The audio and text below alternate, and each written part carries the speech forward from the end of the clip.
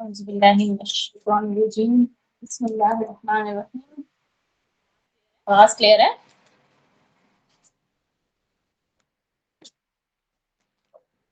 Okay.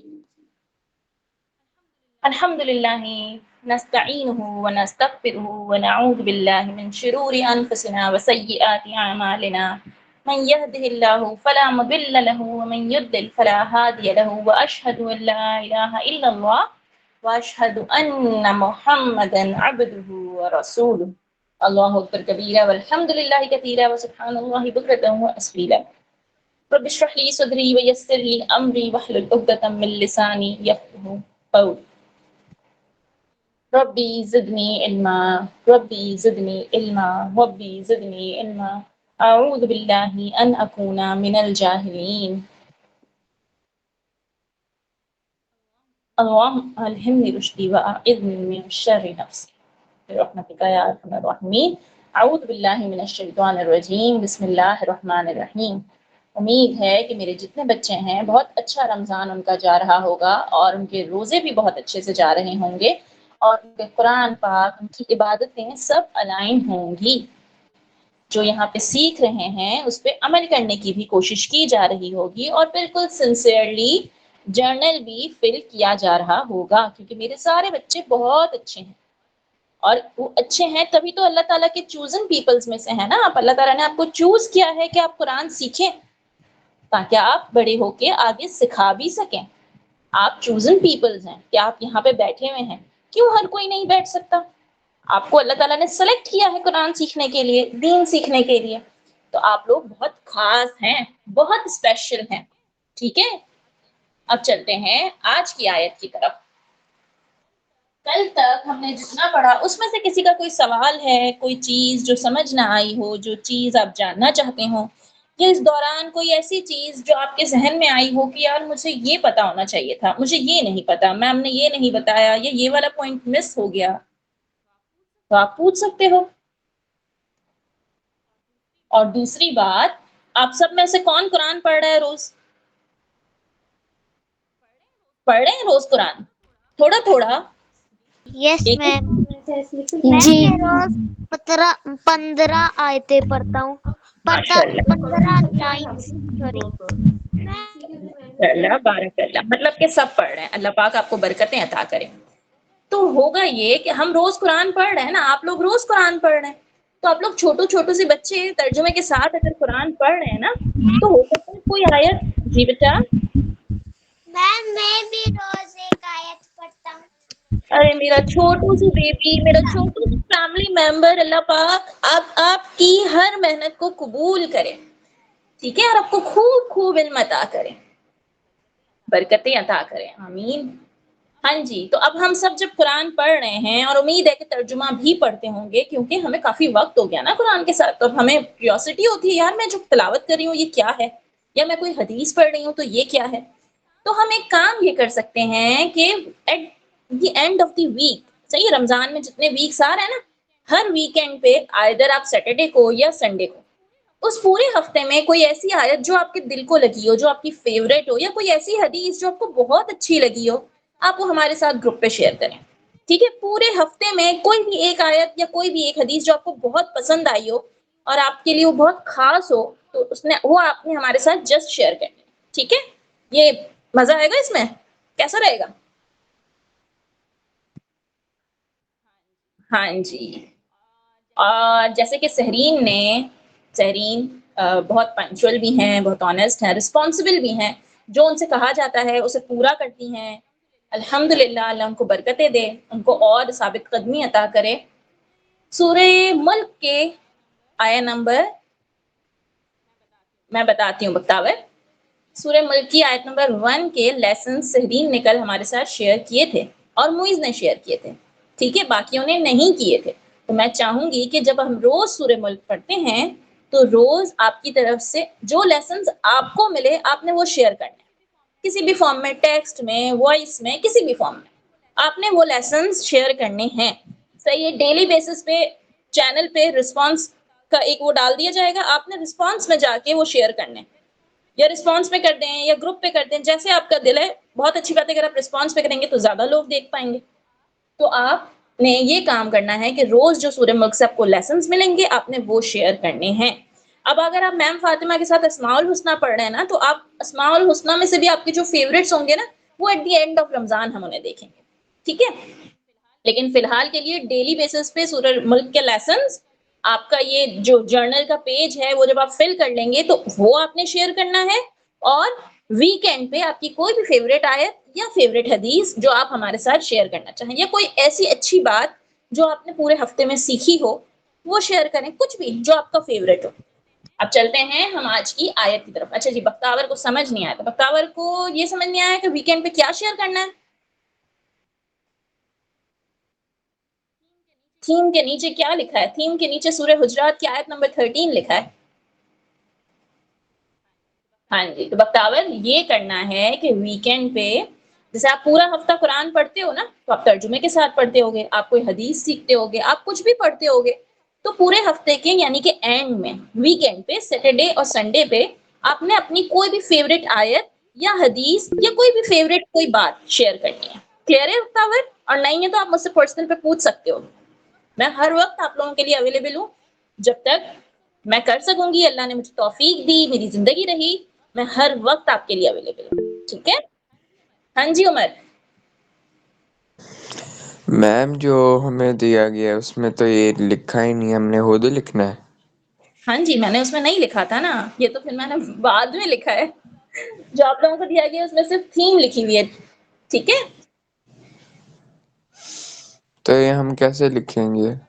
ترجمہ لکھیں گے. آپ صرف آیت نمبر نوٹ کر لیں، آپ کو قرآن پاک سے ترجمہ مل جائے گا. اور اگر آپ چاہیں گے تو میں یہ والا ورژن سینڈ کر دوں گی، کوئی پرابلم نہیں ہے بچہ.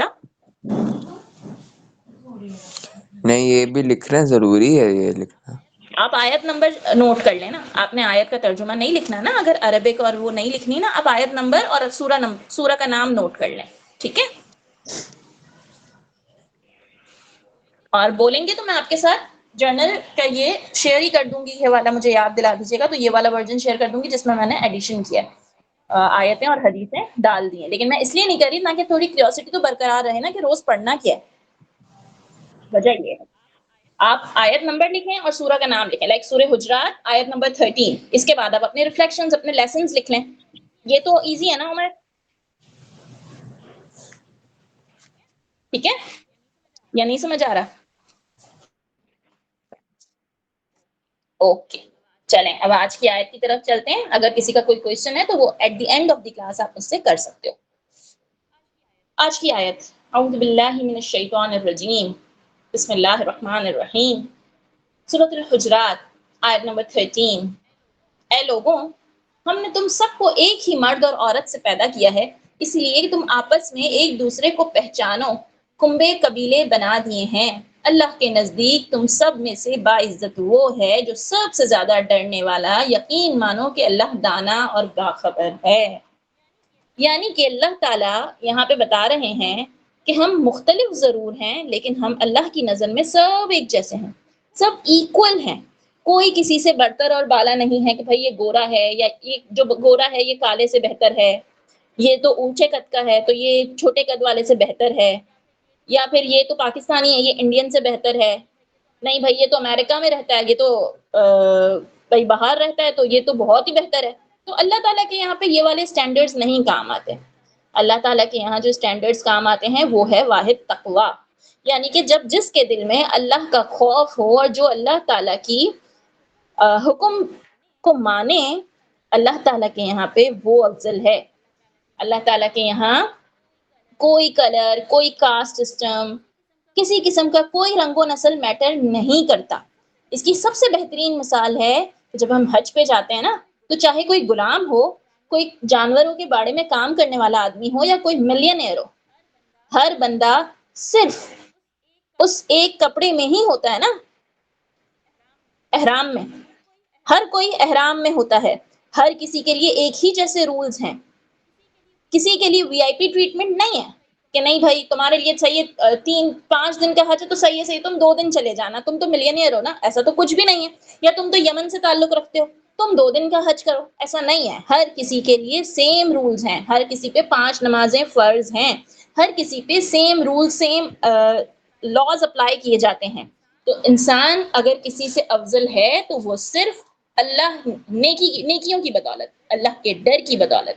جو اللہ سے ڈرے گا اور نیکیاں کرے گا، لوگوں حقوق العباد اور حقوق اللہ کی ادائیگی کرے گا، وہ اللہ کے یہاں افضل ہوگا. جو تقوی میں جتنا زیادہ ہوگا اس کی وہ اتنا ہی افضل ہوگا. لہذا کسی بھی فضیلت کی کوئی ڈسکرمنیشن نہیں ہے، ہر مسلمان برابر ہے.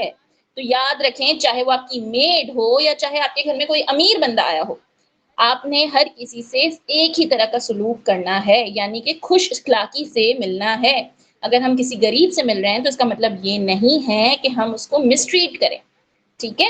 اور بیسٹ ایگزامپل واقعی میں اس کی حج کا مقام ہے کہ جب تمام مسلمان ایک ساتھ کھڑے ہوتے ہیں، یا مسجد میں جب صفیں بنائی جاتی ہیں تو کوئی کسی سے یہ نہیں پوچھتا کہ تم کون ہو بھائی، جاؤ پیچھے جا کے کھڑے رہو.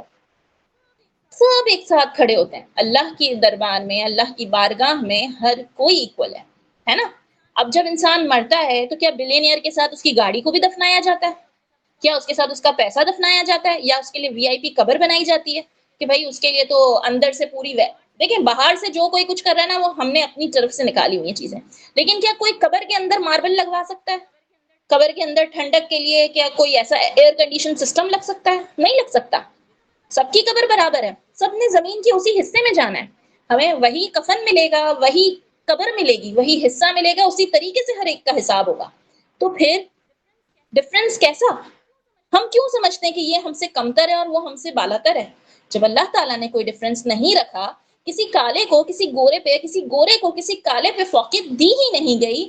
اور نبی کریم صلی اللہ علیہ وسلم کا جو خطبہ حجۃ الوداع تھا، اگر آپ وہ جا کے پڑھیں گے تو آپ پہ کلیئر ہو جائے گا کہ کسی کو کسی پہ افضلیت یا فضیلت نہیں دی گئی سوائے اس کے کہ جو تقوی میں بہتر ہو. جو اللہ تعالیٰ کا بندہ ہوگا وہ اللہ کا خوف رکھے گا، وہ اللہ کے حکم کے مطابق چلے گا، اللہ کی نظر میں وہ بہترین ہے. صحیح. اب اسلام ہمیں ایکویلٹی سکھاتا ہے، پھر چاہے مرد ہو یا عورت. آپ نے اپنی بہن سے یہ نہیں کہنا اے میں تو لڑکا ہوں تمہیں میری بات ماننی پڑے گی. نہیں، آل آر ایکولز. ہر چیز کا ایک طریقہ بتایا ہے اسلام نے.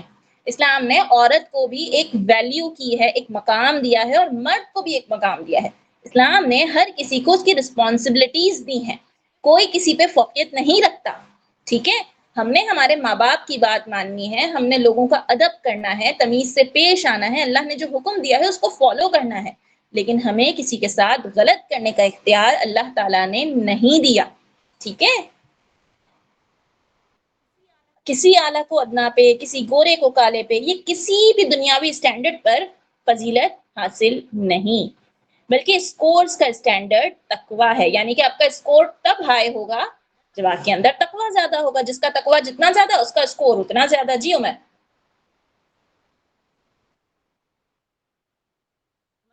میں کچھ کہہ رہی بچہ، آپ کا ہینڈ ریز ہوا ہے.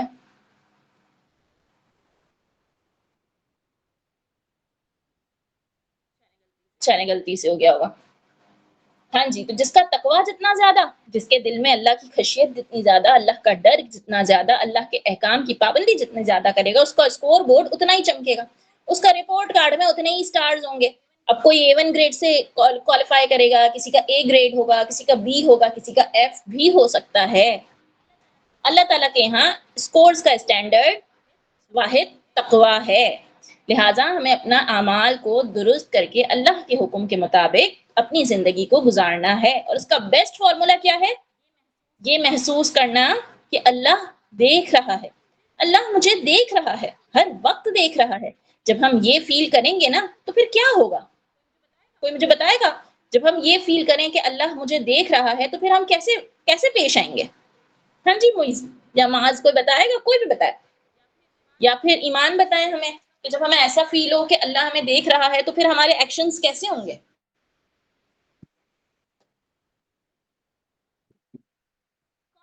کون بتائے گا؟ سہرین کہہ رہی ہیں اچھا ہوگا. صحیح. معاذ آپ بتائیں. جب آپ کو ایسا لگے کہ اللہ آپ کو دیکھ رہا ہے تو پھر آپ کیا کریں گے معاذ؟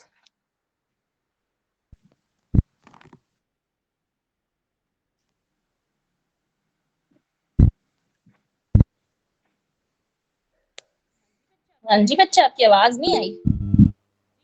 جی بتاور. बोलो नमाज। मैम तो फिर हम कोई भी बुरा काम नहीं करेंगे। हाँ जी, तो फिर हम कोई भी गुनाह नहीं करेंगे। मोइज आप क्या कहते हैं? मैम हम लोगों को ऐसा लगेगा कि ना हम लोग को अल्लाह ताला देख रहे हैं, तो अल्लाह ताला हमें सजा भी देंगे, तो इसलिए हम लोग फिर गुनाह नहीं करेंगे। जैसे हम सीसीटीवी कैमरा हमारे सामने होता है, अगर हम कहीं गए हों और किसी के घर में सीसीटीवी कैमरा लगा हो, तो फिर हम ऐसी कोई हरकत तो नहीं करेंगे ना कि हम कैमरे की नजर में आ जाएं। तो अल्लाह ताला तो 24/7 हमें विजुलाइज कर रहा है ना, वो तो 24/7 हमें देख रहा है। कभी ऐसा होता है कि सीसीटीवी कैमरा में आपने कोई ऐसी हरकत की हो कि कोई आपको देखे और फिर वो आपको गुस्सा करे? नहीं करते ना हम ऐसा काम। जी बख्तावर बच्चा, आप कुछ बोल रहे थे? No ma'am. हैंड रेज किया था ना बच्चा? मैम बोल दिया था। ओके चलें, ठीक है। लिहाजा हम सीसीटीवी कैमरा के सामने कुछ नहीं करेंगे। तो अपने अमाल को दुरुस्त करने का बेस्ट फार्मूला क्या हुआ? अल्लाह मुझे देख रहा है, ये फील करना कि अल्लाह मुझे देख रहा है। एग्जैक्टली गुनाह मुश्किल और नेकी आसान हो जाएगी। सेकेंडली हमारे दिल में अल्लाह की मोहब्बत और खौफ दोनों पैदा होगा। जब मुझे पता होगा ना अल्लाह ताला तो मुझे देख रहा है, तो मेरी मोहब्बत अल्लाह ताला से और बढ़ जाएगी। यार अल्लाह तो हर वक्त मेरे साथ है। अगर मैं रो भी रही होंगी तो मुझे पता होगा अल्लाह ताला तो मुझे सुन रहा है, अल्लाह ताला मुझे देख रहे हैं, अल्लाह ताला तो मुझे हील कर देंगे। और मैं अल्लाह से बातें करने लग जाऊंगा, फिर ये लग जाऊंगी। अब आप जिससे मोहब्बत करते हैं तो उसको खोने से डरते हैं, है ना? अब आपको अगर कोई चीज पसंद है और वो आपसे दूर हो जाए तो आपको कितना दुख होगा? होगा या नहीं होगा? कोई टॉय बहुत पसंद है, अगर वो टूट जाए तो रोना आएगा कि नहीं? अब फर्ज करें मुइज का कोई टॉय है, किसी ने तोड़ दिया, मुइज बुरा लगेगा? रोएंगे?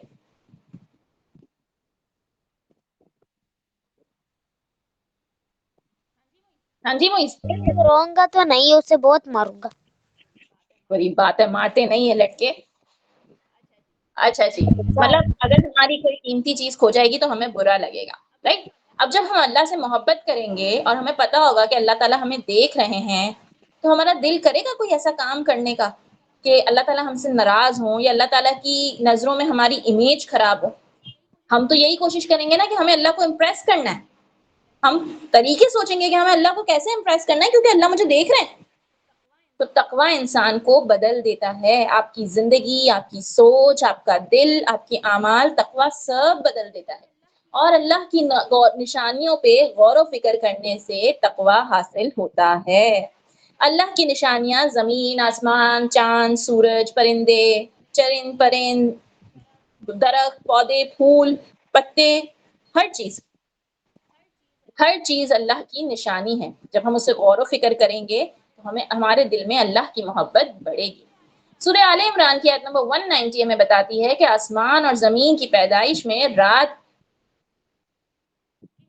के हेर फेर में और रात दिन के हेर फेर में यकीनन अक्लमंदों के लिए निशानियां हैं। इसी तरह सूरह यूनुस की आयत नंबर 101 हमें बताती है कि आप कह दीजिए कि तुम गौर व फिक्र किया करो कि क्या क्या चीजें आसमानों में और जमीन में हैं, और जो लोग ईमान नहीं लाते इनको निशानियां और धमकियां कुछ फायदा नहीं पहुंचाती। फिर सूरह गाशिया की आयत नंबर 17 बताती है कि क्या ये ऊंटों को नहीं देखते कि वो किस तरह पैदा किए गए? क्या आसमानों की तरफ नहीं देखते? क्या पहाड़ों को नहीं देखते? सूरह गाशिया में पैर दर पे आपको निशानियों का जिक्र मिलेगा। सूरह ज़ारियात की आयत नंबर 20 और 21 बताती है, और यकीन वालों के लिए तो जमीन में बहुत सी निशानियां हैं और खुद तुम्हारी जात में भी। तो क्या तुम देखते नहीं हो?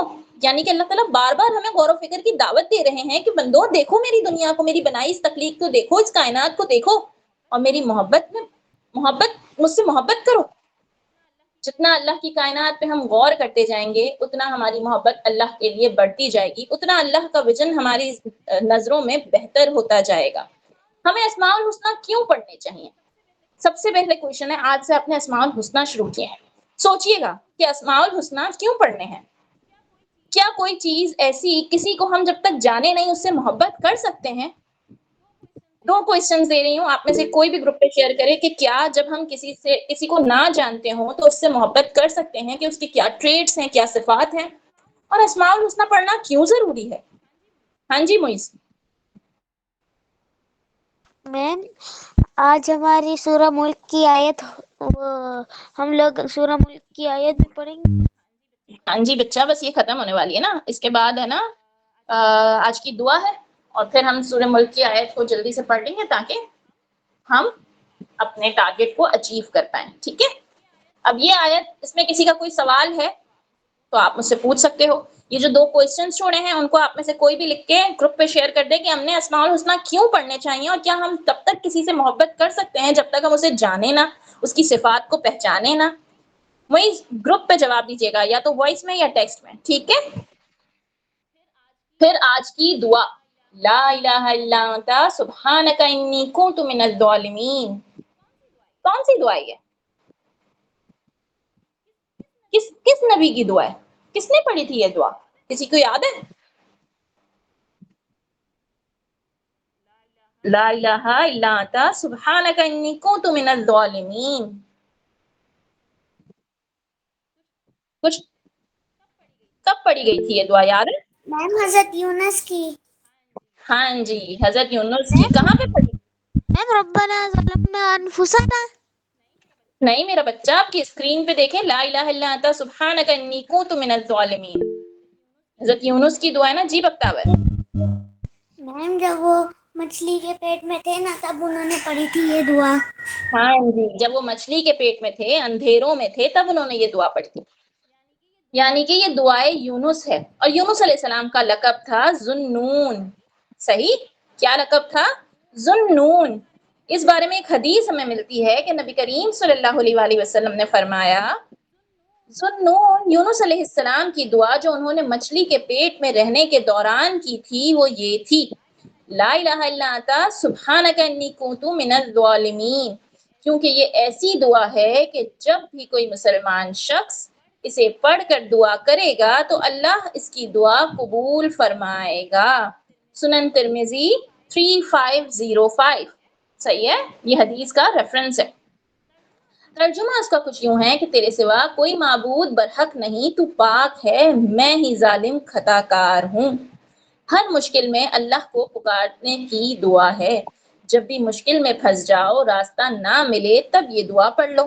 1 منٹ پاز کرو اور سوچو کہ اگر آپ اندھیرے کمرے میں پھنس جائیں تو کیا محسوس ہوگا.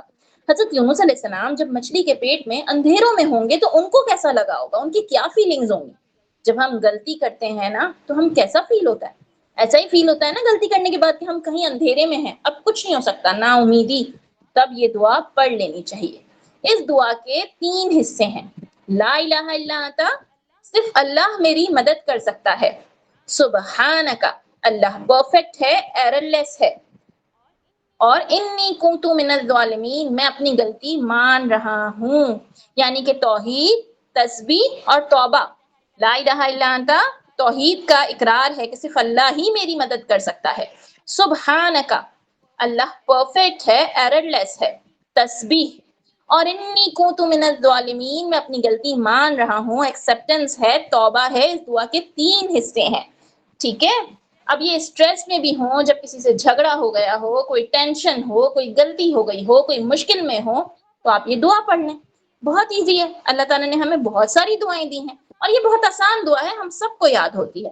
اب اگر کسی کا کوئی کوشچن نہیں ہے تو ہم اس کو ختم کرتے ہیں. جی بختاور.